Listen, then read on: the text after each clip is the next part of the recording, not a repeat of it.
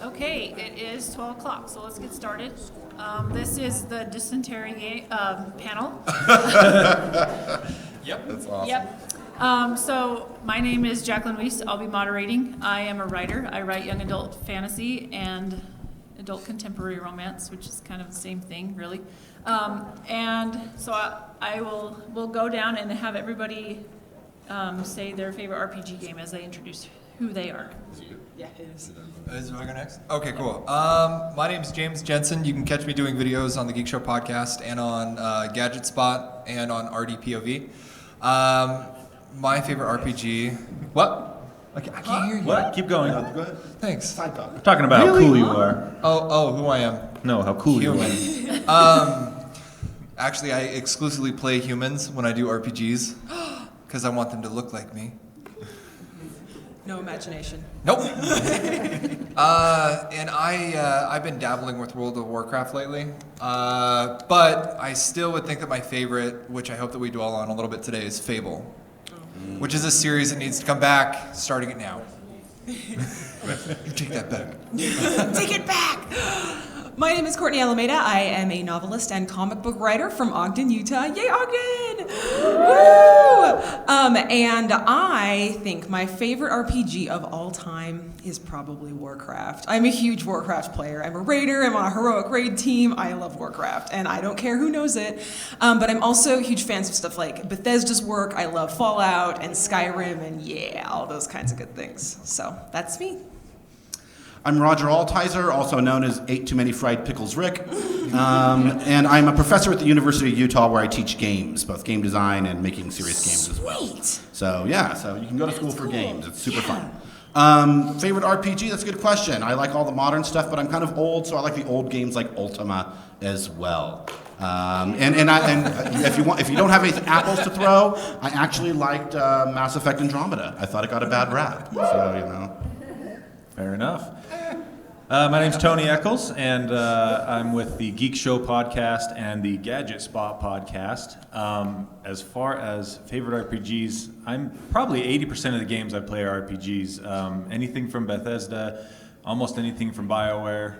But my favorite of all time, The Witcher 3. By CD Projekt Red. That's my favorite game. Favorite game of all time. So. I started playing them when it was like Zork, and so that's where I started. And I kind of play them off and on it, but it's my husband that plays most of them. So, but they love them, and my son back there, he also plays a lot of them too. So I'm actually, as soon as you said you were a University of Utah professor for video games, I looked over here, but he wasn't looking at me. So, okay, so stay in school. Stay in school. Yeah, exactly. Okay, so how do you feel when a game has morally ambiguous choices instead of good versus evil when you're playing in an RPG game? Oh, it's so much more fun. Yeah. Hands down. I don't know if anybody's like me, but like when I'm playing a video game, I feel morally obligated to be like the good guy. Like I don't have this like chronic like evil inside of me, which I wish I had sometimes. But when they make it a little bit more ambiguous as to which path, there is to choose, I dig that, because then it's like I get to figure out who I am. Personally, for me, I'm like, I get you on the I want to be the hero, and I should treat these video game characters, I shouldn't steal from them. I certainly shouldn't steal from them, even though, because they they're know. pixels. They know. Oh my gosh. Just put a bucket over their head. They won't know. At the same time, Jeez, Tony. I'm kind of like, I'm in this world, and I'm going to do things that I wouldn't do in my normal life. And so I love morally ambiguous choices. I love that in Fallout I can steal from people because I would never do that in real life. But I'm going to do that in RPG. So she says. So I say. Hey, so who was our Fable fan here? James. The one Fable fan? Yeah. Right here. There are a couple Fable fans in the audience. Yeah. This is the interesting thing, right? It's almost 80% of people who played Fable saw the good ending and not the bad. And so this moral ambiguous choice thing is actually really cool in games, but like super expensive. Because you have to say, look, I'm going to make this thing, but only 20% of the audience may see the evil choices. On the plus side, it means that, 80% of you are like really cool in real life, probably. And for the other 20% of us, you can just kick us. It's fine. It's like the internet talking again, right? Yeah, right? Yeah. Except it's only the vocal minority kind of thing where it's like, They're the ones that, yeah. Yeah, See, totally. To me, the hard part about the morally ambiguous choices is you have to choose between good and good a lot of the times. Yeah. Do I want to help this person or do I want to help this person? They're both good people, and you just have to choose. And then you're like, well, that person's screwed now, but I help this guy. And so, like, that's what makes it hard to me on the morally ambiguous, or even on the bad side. Do I want to screw this person over or screw this person over? And it's like, you just do a coin flip, I guess. So many people to screw over. I know, they're all over. See, the I place. just hate it when they give you like you can either save this little kid or this little kid. Oh, It's that's like, just oh, I like both of them. Or when it gives you a choice between saving one of your companions or like a village. Like, Oh, Dude, the village is never grateful, and you always kill the ugly kid. But Right? Like, it's all about who's Listen going to here, help you chicken out on the chaser. back end. yeah, if you save the village, you can steal all the stuff from them after. That's true. So there's that. I have to admit that I was one of those that read the Choose Your Own Adventure, and I'd like peek through to see which ones ended the first, and then I didn't want to do that one. I wanted to keep going with the story, so then I Yeah, raise your hands if you read those books. How many people had like 4 fingers in the book while they were reading Choose Your Own Adventures, right? Yep. Yeah, it's a thing. see, and for me, oh, sorry, go ahead. well, I was just gonna say. So when it comes to the morally ambiguous ones, I usually have to go. A lot of times I'll close my eyes and pick because I can't decide, or I'll just say, well, this one seems more fun. But good and bad, I'll play video games more than once. So sometimes I'll do all the good, and sometimes I'll do all the bad. You know what's kind of rough for me too? I don't know if anyone in here used to watch that old show Reboot. Anyone? So there's a few people. I always kind of have the feeling like those characters in the game, what if they're not just bits of code? And you really are screwing them over in the mainframe. Hey, just put a button over their face. That's a good What No. did you say before? Yeah. a bucket. Oh, a bucket. Buckets. Yeah, You must go through so many buckets on the Geek Show. That's all I'm we saying. got a lot of buckets. Yeah, we do. You get a bucket, and you get a bucket. But like, I can't tell you how many times like I've Googled like what decision does what, just so I could be like, okay, I want to Yeah. see this ending. That's I've true. never done that. What? I like being surprised. Dude, how do you Or- play Fallout New Vegas? Like, that's what you gotta do. A couple of times, to be honest. You Like, gotta I think I've sunk like 200 hours of my life into that game. Oh, that game's so good. So fun. That's it. The other thing I'll do is, since I can't stomach being a bad guy through the whole game, I'll just look up the bad ending on YouTube after I beat it as a good guy. Yeah. That's also Okay, I've lazy done that. gaming is what that is. How do y'all feel about that, about looking up the endings on YouTube? It just depends on how big the game is. Like, if I have to do another 200 hours in a Right. game, like, because there's such a huge library of games, and I don't know if anybody here is like me. Just you don't have enough time in the Yeah. day alone. I think beside, everyone like, here what we is can like do. you. Yeah, Yeah, yeah. like, you Well, have like, there's no not choices. enough time in the day, but like, you also have like an 9 to 5 job and family and stuff. But like, yeah. So I'll play through it once, but like, very few games have I gone. Fable's one of those games that I've gone through and played multiple. That one's fairly short though. You can beat Fable in about 12 hours. Yeah, it's yeah. Not like Skyrim or something. Yeah, that's I'm on my 60 third hours, replay 100 of hours. Skyrim now, I think. Yeah. Well, they've released it enough times that you can play Yeah, on a new yeah. platform every year. And I'm sure I'll play it on the VR when the VR comes out too. Okay. It's going to be on your smart washing machine, too, right? You'll set drip to equip armor and your low spin cycle to go to this town. I want the towel dry. RPGifying your daily tasks. If you're not already living an RPG right now, Exactly. get it through your washing machine. That's right. Can I- Okay. So in some games, such as BioWare's Dragon Age series, romance has become a dominating factor in the game. Do you think this is good, bad?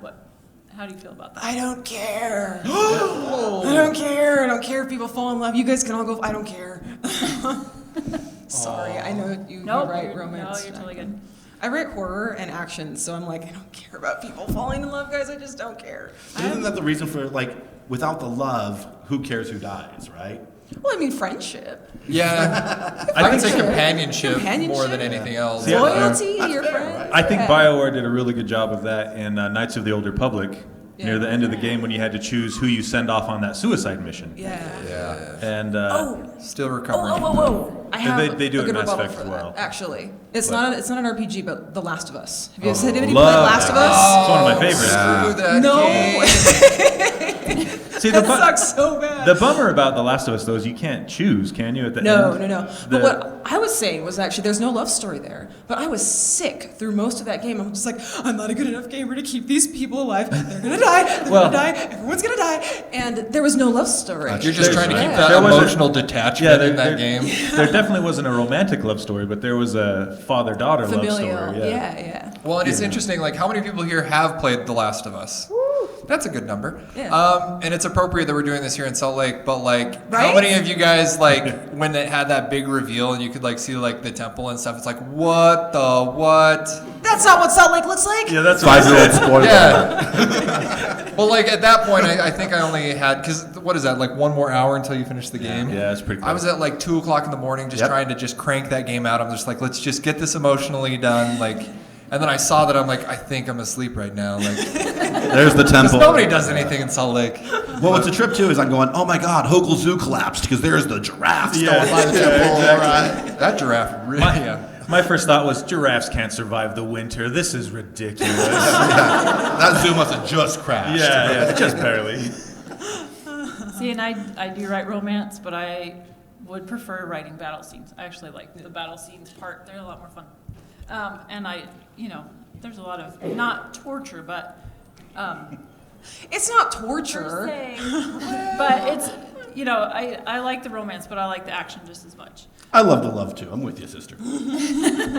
Okay, so should non-plot heavy decisions be given such weight and player attention? Do you like the side plots? Oh yeah. Oh, yeah. I love going on. I have to finish all of it. I have to do all of it. I have to collect everything. But do you all do the same?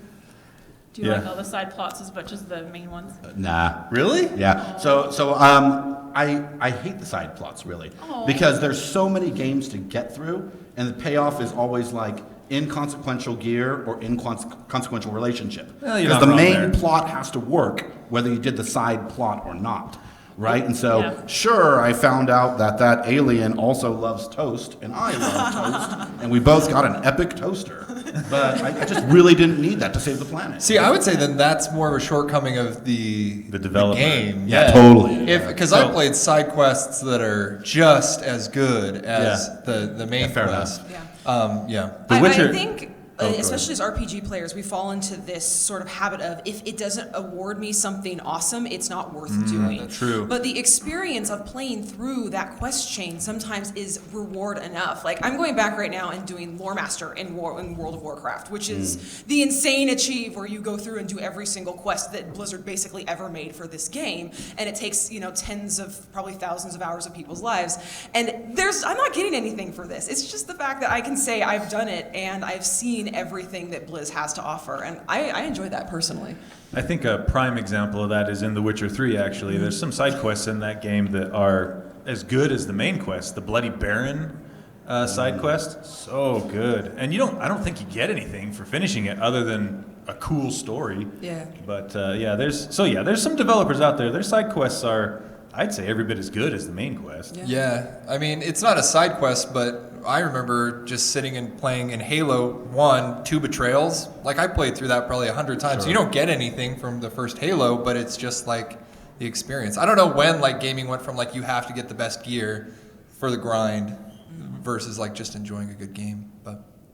But it's easy. I can see why people fall into that, though. Oh, yeah, big time. You want the best gear, for sure. Right. Yeah. There's a hand back there, Yeah, go and my ahead. OCD is kind of like, can we call on that hand back there? That hand has to come to the mic though, otherwise it's not fair. Yeah, come to the mic. Sorry to interrupt, but I'm like, And the hand has to give an excuse why it didn't wait till the end of the panel. that's fair. My excuse is I have to disagree with you because there was one game that did it right, and it's Mass Effect 2. If you don't do the side quest, it changes the main story. That's Oh, true. interesting. There So, you go. I mean, that's why I always do them, because you never know if it's actually going to affect the story, because you see the developer like BioWare is like, we should do this, and it changes the outcome of the game. But you are talking about the exception that proves the rule at that point. One out of hundreds. Yeah. So, but it is a good example for sure. Thank you for rescuing my hairy friend. You got it. I think that's why I like to play all the side quests, is because I'm like, but maybe it will make a difference this time. Yeah, but but maybe. But So- and that's when I do the first time I go through. But then after that, it's like, how fast can I get through this game and beat it this time? Like Super Mario World. I can beat it in like 2 days now because I just know where everything is and do it. But it totally depends on how many times I've gone through the game. So there's a game that just came out last week that I haven't been able to play yet, but I read several reviews. It's called Divinity 2, Original Sin, and apparently I read in several reviews that there are times in that game where you make decisions that will completely close off sections of the quest later on. Wow. And that so would it hurt me encourages so bad. Yeah, it encourages multiple playthroughs so you can choose differently and experience all the story that the game has to offer. And some of the reviewers made it a point to say that's a bold move on the developer's part because they're creating content that someone might never see. Right. Yeah. Yeah, and it's gone out of fashion, to be honest. Yeah, It was it really has. popular in the 90s. We saw a lot of games that did that. But as development costs went up and as player attention went down, I mean, I think one of the things that we had talked about is the market on that. How many of you have like 190 games in Steam? Right? Like when Steam 312. Dude, they're like And Pokemon, my you gotta collect question them all. is, how many of you have completed all of those games? Yeah, like nobody, right? Right? And so developers took that as an excuse for shorter games and less choices, but it's Right. cool that it's coming back, right? Yeah, That's yeah. great. I still like having the longer games though, because when I get to the end of one, I'm like, it's done already. I want to be able to keep going, and that's why I go back and play again. Okay, so what are some games where the core stays the same despite your decisions versus the games where your own companions and even yourself actually die if you make certain choices? So what are some of the games that do either one of those? Can we talk about Telltale? Like, so Telltale, you make choices in game. A lot of people are mad about this, right? They say, oh, I got Clementine to feed the dog, and oh, I got Clementine to kill the dog. Either way, the dog's going to bite Clementine. What was the point of that choice, right? But that choice is super cool because it doesn't change what happens in the game. Ultimately, the dog's going to bite the little girl, and it's sad, right? And the dog gets put down. It's like Old Yeller again, right? But you think about Clementine differently. Like the way that you behave with her isn't about what graphics are on screen or what loot drops. You see that little girl differently if you said feed the dog versus having her, pop the dog. Mm-hmm.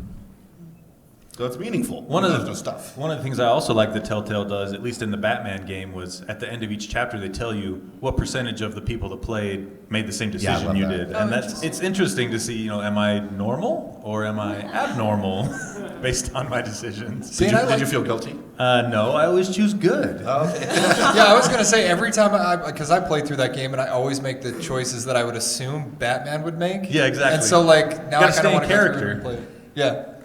But Have you guys played Harvest Moon? Have you ever played Yeah, that? Oh, man, that's a long time great. ago. That one I like because you can make all those different choices and then you can see what's going to happen and it can make the story last a lot longer or it can be super short and it does make a difference in the game whether or not you're going to make it happen. So I like that one, but it's a very lazy game. So and when your husband's roommate shows up and he plays the whole thing and then doesn't save it and then the power goes out, it doesn't make you very happy. Oh, brutal. Because he had to start all over. Oh. Okay, here's one. Should your decisions carry over into game sequels? I think that's Yes. cool. I absolutely Yeah, think that's so. absolutely it should. Yeah. I thought that's what they were gonna do with Destiny 2, Yeah, right. but I haven't gone back to that. I call It that doesn't- game the it doesn't abusive bother me. ex-boyfriend. You wear the same It just makeup. takes. Like my guy had a star, she had a star, now she's got a star. That's all you get. Yeah. Like you don't change clothes between things. But that's the thing is like when I heard that they were announcing Destiny 2, I thought you were going to keep all your stuff in the vault. Nope. Not even a little bit. Sorry. Icebreaker. No, that ATM was broken. Yeah, but I absolutely didn't they because I haven't played through Mass Effect. Didn't they do that with Mass Effect to some I thought extent? so. Yeah, you have decisions that carry over. Nothing that really affects the main story. Once Yeah, a again, little bit. But, you get a bunch of points though. Like if yeah. you play the previous one, you get more points when you start. Yeah, up you again, start so- at a higher level and things like that. And I don't even down to like the character, like how your character looked at the end of that game is how it should look in like the next game. Yeah, totally. Like, I think that would be pretty cool. But they did. Yeah, you kept your look. That's it. Really? Yeah, but not like your armor or anything. You just kept your like physical look. Your whatever your gender, race, and optimization was. Oh, I was a human, obviously. So Yeah. So you still look like you. You're all. I yeah, was gonna say. except with heavy mascara. Much heavier. even one of the interesting things that BioWare did with Mass Effect, I believe it was Mass Effect. If you didn't play the first one, you could go through a little intro before the second one and make a few of the same decisions you would have made in the last one. Oh, so like a Am prologue to the Am I game? smoking something, or did that happen? That was added content after Mass Effect Oh, okay. I gotcha. Yeah, but yeah, so developers have even found a way around that if they want to include it. But one thing that is frustrating, and it's less of an issue now, is if you PC game, chances are between the first game in that series and the last game in that series, you probably made a new PC. And if you didn't save your save, you didn't transfer your save, you just lost everything. Yeah. But now they have a lot of cloud save features with Steam and Origin and things like that, so it's not as much of an issue. But man, it makes me mad when I lose my save. I think in terms, being a storyteller, I think in terms of storytelling, that's a really cool option that developers are doing, that you can actually have some cohesion in your, avatar character from one game to the next. I would think that it would make the story feel broader and bigger. Like, I haven't actually played Mass Effect, but I watched my brothers play for a while, and they were talking about how, they'd made these decisions in the first game that carried over to the second. I'm like, that is so cool. I'd never really seen that happen before. But from a storytelling perspective, that's so perfect because it doesn't pull you out of the game as you move between sequels, as much. So it's really neat. See, and I even dig that when like TV shows do that too. Like, I'm not sure how many people in here have actually seen Rick and Morty. I just bought the costume. But like, there's an episode where they teleport the entire house to like a different dimension, and then they gotta teleport back. But like, my wife pointed this out to me, and every subsequent episode after that, you'll see like a line in their driveway from where it like we teleported back. Yeah, so it's just like small stuff like that. I think is really cool. It's not like the reset sort of episode like Simpsons. Yeah. So. Yeah, I love the idea of being able to continue on with it because you start a new game and you're like, oh, I just start all over at level 1 and choose all this stuff all over again. Okay, what about mods that allow for game choices the developers purposely left out? I've never played a game like that. Yeah. There's a couple naughty ones, but I don't know if you Is that what we're talking about? Wait a minute, what's opposite? No. I don't think this is Comic-Con After Dark yet. Yeah, I don't think so. No. I have a question about that, though. It's not a similar trope. I get a lot of parents who ask me about the choices their kids make in games, and they're worried about it. They're worried about it when they say, what does it mean that my kid wants to play a Death Knight? What does it mean that my kid is doing these terrible things in a game, chose to off a village or whatever? I don't know. What would you say to them? I've got my answer, which is I run. But I'm curious what you would say. I would tell them, as long as your kid has a firm distinction between what's reality and what's a video game, it's not a big deal. I agree. That's what I would say. I consider myself a very morally upright person, but in video games, all bets are off. I mean, we know it's fantasy. I mean, there's going to be no repercussions for my actions outside of that game box, and so I don't think it's necessarily reflective on our morality as whether or not we choose to be terrible people in video games or the hero. Because sometimes, it's kind of a great outlet. Like, I had a really bad day at work, and my editor said I only have 24 hours to revise this comic script. I'm going to go kill some people for a while. That's going to make me feel a lot better about my life. And it does. It's a stress relief, and I know that sounds crazy, but again, morality is all about how we treat other people and the repercussions of our actions on this world. And so obviously when we're out in the actual real world, we don't want to hurt people because we are hurting other life forms and the planet, and et cetera, et cetera. When we're in a video game, there is literally no repercussions to the actual world for that, and it can be a great stress relief for those of us that have very stressful lives. Yeah. I agree. I concur. All right. Do you concur? I concur. Those are two very good answers. I agree too, and I do have kids that love to play video games, so I watch them, I make sure that they're doing the right things, but you also do have to make sure that they know the difference between reality and video games, and sometimes they don't, and it's better to keep them away, and sometimes they do, and things are just fine. And there's times when I'm playing and I'm like, wait, what did I just do? Yeah. And even when in my writing, I'll do the same thing. I'm like, what did I just have my character do? Right. Because I would never do that myself. Right, but that's the thing. Stephen King talks about that a lot, actually, because he has his characters do terrible things. We're horror writers, so terrible, horrible things sometimes that are very morally dark. But he's not out there killing people. Didn't he say, though, that if he wasn't an author, he would be a serial killer? I don't remember him saying that, but he may have. But I think he also said that he has the heart of a child, but he keeps it on his desk. Oh, man. That's specific. He's just saying that to mess with you. Yeah. Because that's what he does. He messes with people's heads. But I think in general, like, again, it's just knowing that delineation between what is real and what's not. In the 90s, when everyone was blaming the school gun violence on video games, I'm like, I play the same video games these kids are. Exactly. That is not the problem. Yep. Because I'm not shooting up my school. I don't even see it as like an enabler. Like if any, No, that's the thing. If that had been a problem, you would have seen a mass outbreak because at the time when Doom came out, there was actually more computers with Doom installed on it than there was Windows. Wow. That's how prolific the Doom shareware was. So you'd see a lot more killings in those days. And who's played Doom? Who's played a bloody violent video game in this room? Yeah, exactly. How many of you are mass murderers? keep your hands. Okay, never mind then. We're meeting afterwards. I take my point back. That's why it's audio and not film towards the audience. I'm also recording the audio. Okay, so should games ever provide enough choice to allow players to lose the entire game as part of the narrative? So like choose your own adventure where you do have a death or failure in most of the choices that at the end of the game.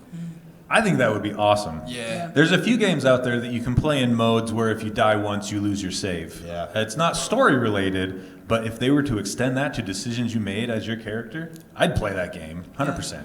I think Yeah, it'd be fun. permadeath, like if you snub someone early in the story, it Yeah. seemed inconsequential, and later on they come and they put a hole in your boat. Yeah. I think that'd be awesome. Dude, that'd be way cool. Especially like I would love to see just like a super rich story-driven game to where if you die once, it's over. That's it. It ups Like the that'd be stakes, awesome. Yeah, for sure. It would make you a lot more. Can you imagine like Call of Duty, if like you die once and then it deletes your game? The only thing about that, though, is players like me die our way through video games, like literally die my way through video games. And I would... You fall forward each death. As long as you fall forward, They'd you're fine. they'd have to lower the difficulty level, I think, maybe. Have like a fluffy unicorn setting. Yeah. I need fluffy unicorn setting, thank you. Then you can go all the way through. This is why I like the There have been Lego games that video erase your games. saves. Yeah, so I like that idea too. I think it'd be a lot of fun. Okay, what is your take on the current trend of socially conscious game choices? The so-called social justice warrior choices. What? Oh, those are interesting. Those are a thing? Yeah, so there's Tell me about there's those this whole style of games that.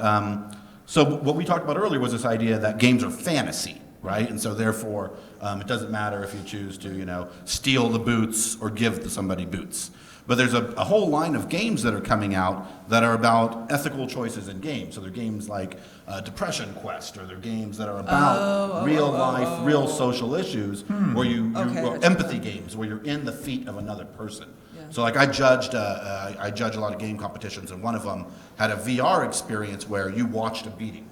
Right, and then so what did you do in that situation? Did you intervene? Did you walk away? Did you take a phone call? So- what did you do? Right, and so it's just like an RPG, Yeah. except somebody's getting abused. What do you do? So my question is, what are these games for? They're obviously not for entertainment at that point. I don't know. Are they for Maybe I training think they're really about purposes? a serious. They're about empathy and serious practices and stuff. But that's what artists intend, right? What artists Right. intend and what people do are frequently two different things. Yeah.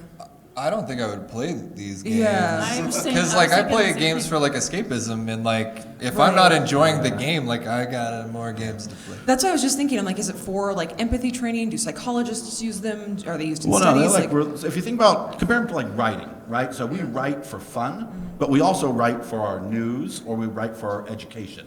And so that's what a lot of people are saying with games, right? So we can game for our entertainment, but we can also game to decide what we think is right in the world, or we can game to understand bigger things. And so the domain kind of becomes role-playing games, because you can play the role of something you wouldn't normally do. Like, what does it mean to look for water in Darfur? Yeah. Right? I think I'd have a hard time playing one of those. Me too. The video games are the way to escape. If I would read something like that, but I think I would have a hard time playing something like that. And again, just with anything, if the game is appropriate to the story, it's when they try to shoehorn in like certain things in the story just because they feel that they needed to do that. It's just weird. But like if the game calls for something like that, then absolutely, like that's great. But Yeah. Yeah, I think it gets to this question though. Do your choices matter? And if it's Right. is it games where they don't matter, or is it the type of games where they don't matter? Right. Right. It's kind of like a speech. Sometimes it's okay to laugh during a speech, right? Anytime any one of us are talking, or there are times when it's not okay to talk during a speech. When someone's giving their heartfelt, "This is what happened in my life." Right. When you laugh, you're gonna get kicked out. It just comes down to tone, basically, the tone of the game and what's going on. I don't know though, because again, like I play video games for escapism and to get away from the pressures of real life. And Yeah, this will be fun. It's getting bigger and bigger. So I Yeah. think the next 5 years, we'll see more of these things. Interesting. Yeah. I'd try it once, Yeah, it's Yeah. cool. you know, see what it's like. Crying in a VR headset is the worst, bro. I I did didn't watch know, it. it's just sad, and the whole just It would fill up, and then you'd like see through water. Yeah, that's one of the Yeah. effects. Right now it's an underwater game. I'll try it. Yeah, there was one in, gosh, who made this? It was someone in Europe at a contest, and it was a VR headset that you had to wear a mask with, and they made it easier or more difficult to breathe. And it was you were trying to escape, like in tunnels, from, like as a refugee, and they would change how hard it was to breathe. South Park one where they had like the suits, it smelled like Yeah, the South Park has television, yeah. Yeah, it's the fractured but whole. Yeah. They're kind of the same. Yeah, but totally, right? Same idea. Okay, what is the impact on a game when the story quest line is as easy to put off or ignore in favor of side quests and exploration? Oh, welcome to a Bethesda RPG. exactly, that's exactly what I was about to say. That's what that is. Part of me likes them because you get to do whatever you want and you don't have to worry about following the main quest. But another part of me is like, why isn't the main quest drawing me in? The story should want to capture me. So I mean, this just depends on the mood I'm in, I guess. It's nice when there's like a clear wall for the main story quest. So it's like I can do everything up until this point, because I hate it when I focus on side quests so much, and then it's like you're either like way leveled up, overpower your character. Because like I like to be appropriately powered for certain situations, but I don't know. Yeah, I'm down with OPC, overpowered characters. Yeah, those are my favorite. That's how I played Dragon Age Inquisitions. I did enough that by the time I got to the end, I was just like, oh, this guy's easy. Yeah, it's like my second favorite thing in Diablo, to set the setting down and just walk around and people die when they hit you. Because your the thing, is, thorn like, damage is so high, and you're just like, I'm See, just walking. I totally see the appeal to that, but like even with Fallout 4, some of the mods, it's like half the fun is like finding that like 2 shots on a shotgun or something like that. Well, So like, you're getting into a different territory when you mod it. well, yeah, Like, yeah, when you but legitimately you know what I'm talking level about, up- like with OP and stuff. Yeah, It's so like it- I a don't know. little different, but yeah, Yeah. I see what you're saying. I personally really enjoy side quests. So long as I'm invested in the game and I'm playing and there's stuff to do, I'm usually pretty happy, to be honest. Like, and if it's a Bethesda game, like everything is so well done anyway. Their story quests are so well done. Even the side quests are fun. I'm happy, to be honest. Side quests are great. They just need to get the third person running animation down. Yeah, Like other than that, like Little it's bit. great, but yeah, exactly. and their jump animation is weird too. I'm like, people don't jump like that. So movement in general. Yeah, well, it's a also challenge laid for down. Bethesda. So can we talk about that? Has graphics ever broken a game's story for you? Yes, Yeah, let's hear about it. I'm just, I can be very picky. If I don't, it's the same as a book cover. I will not pick up a book if I don't like the cover. And it's the same way with a game. Sometimes it throws me off and sometimes it doesn't. I don't have any specific examples in my brain right now. But I just know that sometimes the graphics will throw me off. All right, I'll give you 2 examples. How about when people are wearing armor that exposes a lot of skin in the snow? Right? Well, Like when it's- you're wearing your chainmail in the snow. It's magic armor. You guys. That makes me play the game. Metal bikinis suck, okay? No woman would wear that into battle. Like I was got into a fight on Facebook. Don't I was laughing in the back the other day because I don't even remember how it got started, but we were talking about Sylvanas from Warcraft, and they just barely gave her real armor. It is 2017 and she just got real armor. And I'm like, man, I hate those metal bikinis. And this guy was like, but they're sexy and they look awesome. I'm like, I'm telling you right now, as a practical woman who likes to rock climb and hike and stuff like that, no woman is going to wear a metal bikini into battle, okay? And if she does wear a metal bikini into battle, I instantly know she's an idiot and I don't want to play her because, I'm sorry, nobody's gonna wear that Yeah. into battle. And It's in a stupid. panel about exceptions, I think the only one is Slave Leia. Right, she Okay, kicked tail on that enough. one. Fair enough. That's but, true, You know, she did. But it's all about a Princess Leia because Princess Leia is the Oh, yeah. OG badass. So we will let her do that. It wasn't her choice. It also wasn't her choice. Yeah, that's a good point. It's not the choice of half the female avatars in these games that we put these things on. Right? I get, if my avatars could talk, they would wear nothing I put on them. All right? There's just no way. Be like, screw you, I'm wearing pants. Oh, seriously, like when I shut down that game, those avatars are like, dude, this guy sucks. Right? Like, Did you see what he made me wear today? Oh my gosh, who let him change colors on things? Well, I'm not gonna lie. Like when you see those PlayStation 4 commercials where it has all your characters just hanging out in like a tavern or something, a little piece of me hope that's kind of real. Did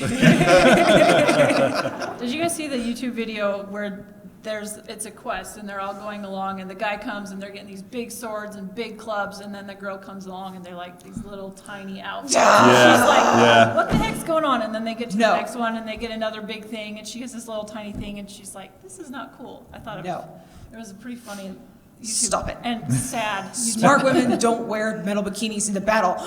It's true. Yeah. It's very true. Okay. Sorry, Smart men don't that's either. where we're at. I just don't know who the market is for these things. I gotta be honest. This is very true. Okay, so do we have a lot of questions out there? If you have questions, why don't you come and stand by the microphone? Hello. Hi. It's been a great discussion. Oh, good. I was wondering, I kind of had two questions, but I decided to go with the first one I had. Have any of you played a game where, depending how, like, you kind of touched this with indefinitely putting off the main plot. I'm wondering if you've ever played any games where if you put off the side quests long enough, they begin to change, like the circumstances or the outcomes begin to change.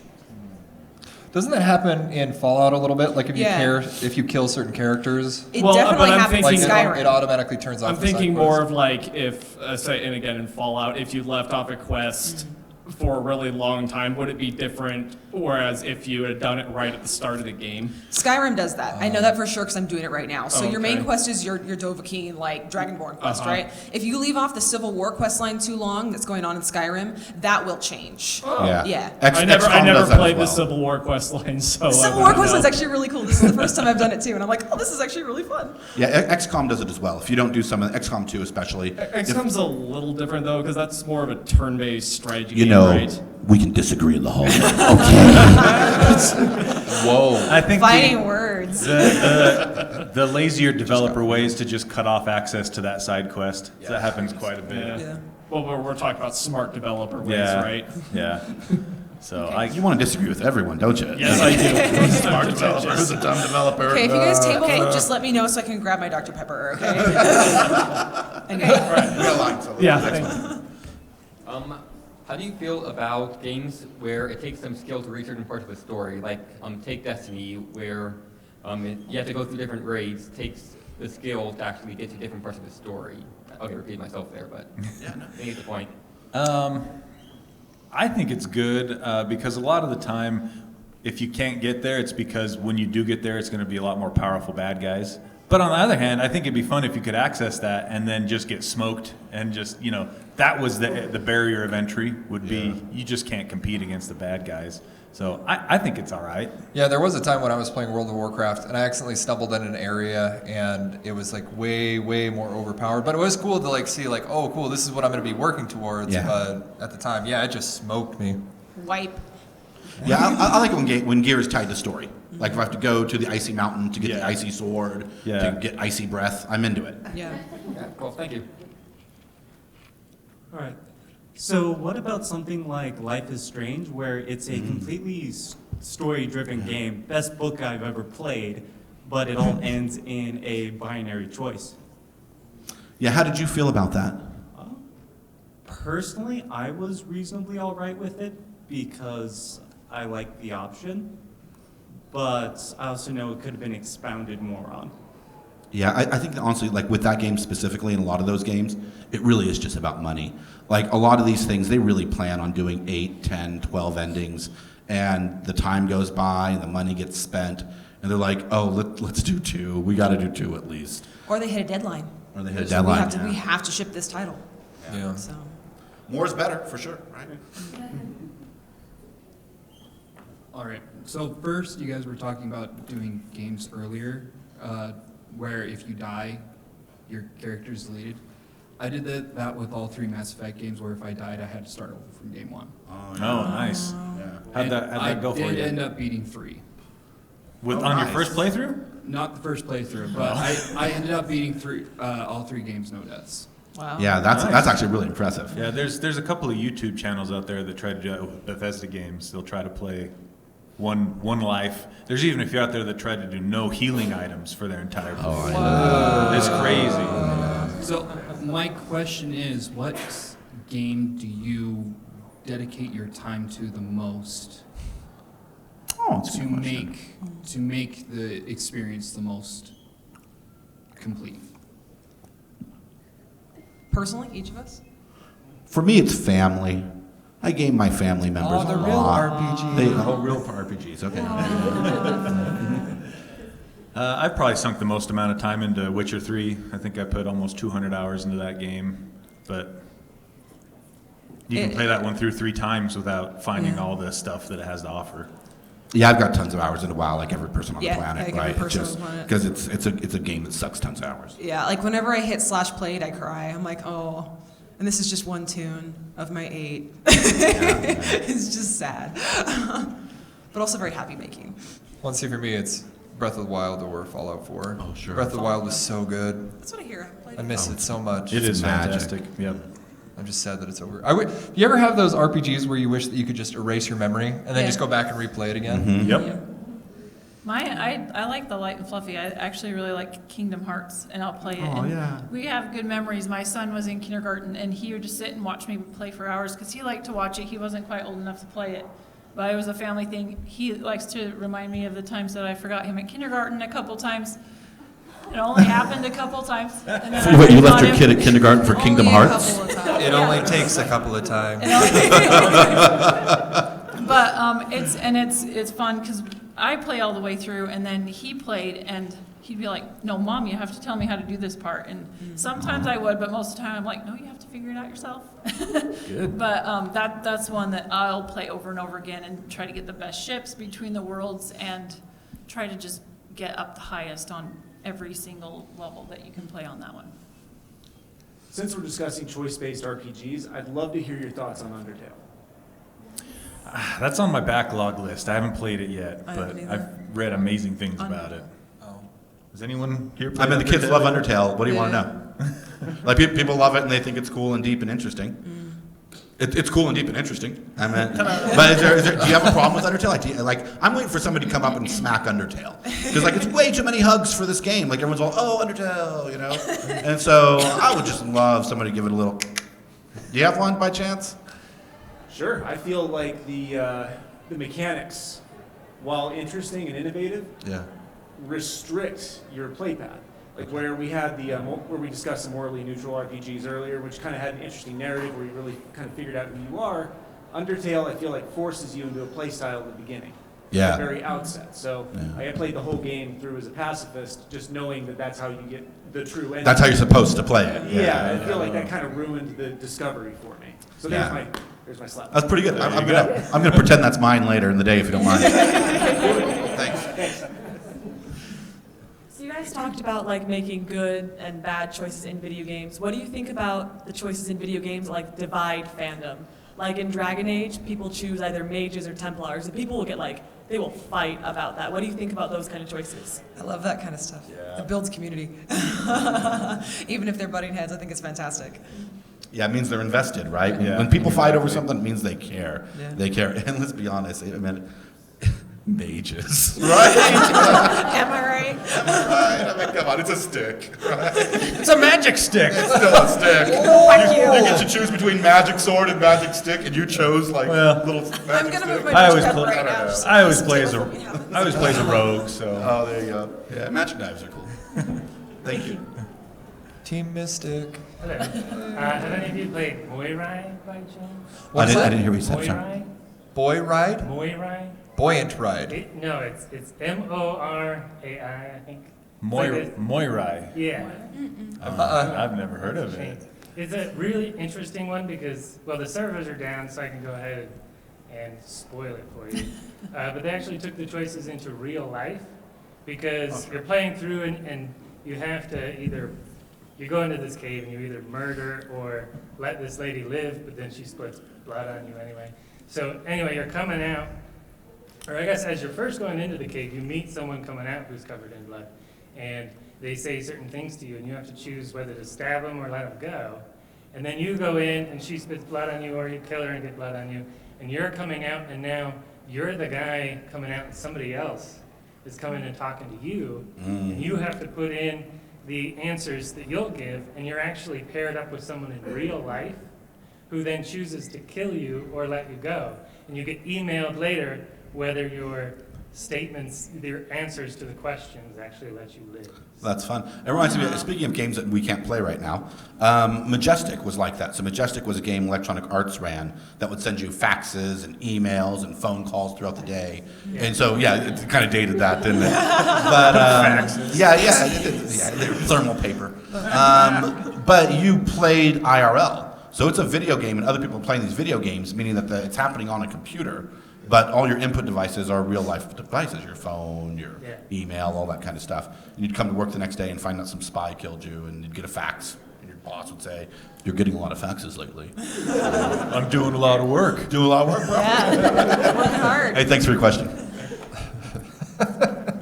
When it comes to like romance options, are you ever like partial to like one character? Because like when I played Witcher 3, I tried to romance Triss, and I just couldn't. I was just so partial to Yennefer. So, like, do you, like, do, like, all the characters? Do you, like, explore that? Or do you just stay to I was one? the exact opposite. I went straight for Triss. And because I'm like, Yennefer's so mean. She's such a mean person. So I went with Triss. But usually, if I'm doing the romance part of the games, I kind of try to go for all of them at once, and then when it gets to the point where you have to make a decision, then you go with one. You know, like fishing with a net. Like high school. Yeah, like high school. You know, I always go for the ones that can take care of daddy.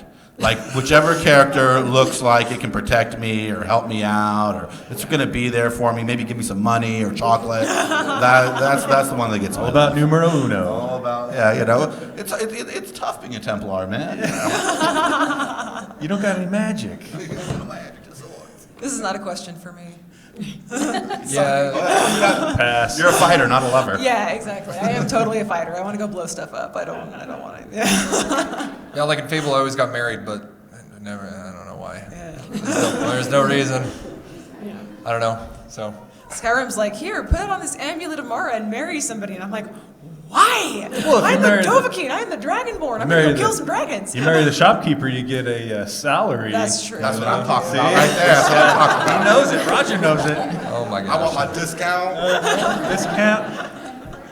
Monthly. That's an awesome question. Thank you. Got my 10% off my Starbucks. Do you guys let any prejudices roll over to other games? Like Halo taught me to hate aliens, and throughout the years I get to Fallout 4 and I find the Railroad and they're sympathetic towards the Synths, and I'm like, hell no.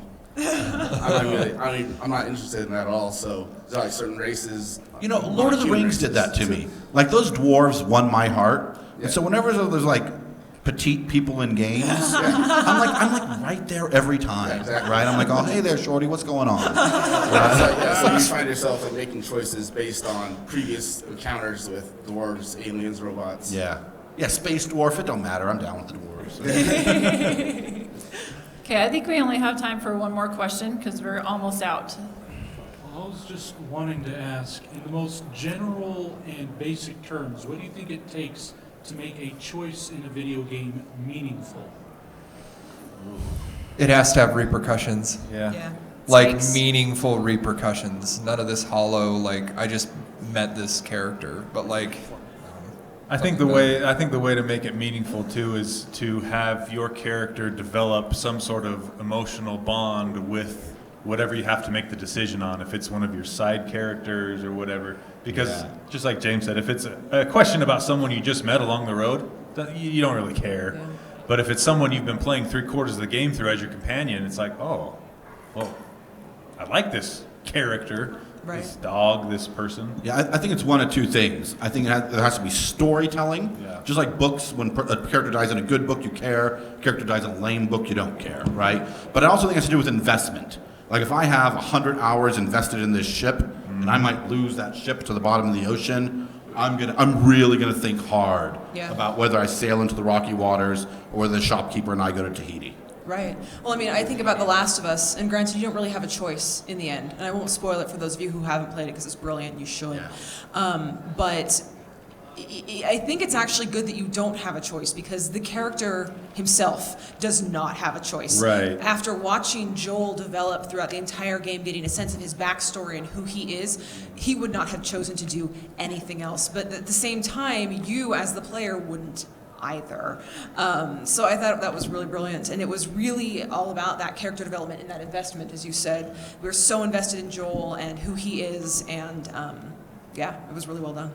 Okay, so we have just, well, actually, we're out of time, so let's say really quick where we're going to be for the rest of the day. I'm in booth 911, but I also have a panel for Pokemon and KidCon at 3 o'clock, and then I have a King Arthur panel at 6 o'clock. Oh, nice. Cool. I'm going to be wandering around filming random stuff the rest of the day, and I'm going to be at the club at 50 West later tonight doing a show just with Tony with Geekshow. Come to that show if you are over 21 because it is free and it is always a great time. That sounds awesome. I have a couple more panels today. I'll be with Claudia Gray at 2. I think I've got a writing panel at 4, and then I think we're doing Death Note at 8. So yay, Death Note! Death Note's awesome. I'm going to be walking around with a flask full of water and taking pictures with you, so it'll be fun. I'll also be wandering around, and then at what time does that start at? 8? It starts at 6. No, doors at 6, starts at 7. 7 at 50 West Club, just down the road for a geek show. So. Cool. Hey, if everyone on the panel would smile for Elle over there and just say, hey, hey. Thanks, everyone, for coming. Thank you, guys. Thank you. Have fun at the show. Peace among worlds, peeps.